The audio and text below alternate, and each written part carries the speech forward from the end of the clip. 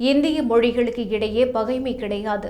அனைத்து மொழிகளையும் அரவணைத்து வளப்படுத்துவது நமது பொறுப்பு என பிரதமர் நரேந்திர மோடி பேசினார். டில்லியில் 98வது அகில பாரதிய மராத்தி சம்மேளன மாநாடு நடந்தது. இதில் மகாராஷ்டிரா முதல்வர் தேவேந்திர பட்னாவிஸ், தேசியவாத காங்கிரஸ் (SCP) தலைவர் சரத் பவார் உள்ளிட்டோர் கலந்து கொண்டனர். இந்த நிகழ்ச்சியில் பிரதமர் மோடி பேசுகையில், இந்திய மொழிகளுக்கிடையே ஒருபோதும் பகைமை இருந்ததில்லை.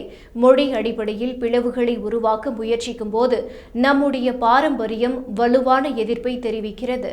மொழி பிளவுகளை ஏற்படுத்தும் தவறான எண்ணங்களில் இருந்து விலகி அனைத்து மொழிகளையும் அரவணைத்து வளப்படுத்துவதுதான் சமூக பொறுப்பாகும். மொழிகள் அனைத்துமே ஒன்றுக்கொன்று செல்வாக்கு செலுத்தி செழுமையடைந்துள்ளன. இந்தியாவின் அனைத்து மொழிகளும் முக்கியமானவை. மராத்தி உட்பட அனைத்து முக்கிய மொழிகளிலும் கல்வியை ஊக்குவிக்கிறோம். ஆங்கில புலமை இல்லாததால் திறமையை கண்டு கொள்ளாமல் இருக்கும் மனநிலையை மாற்றியுள்ளோம். மொழி இலக்கியம்தான் சமூகத்தின் கண்ணாடியாகும்.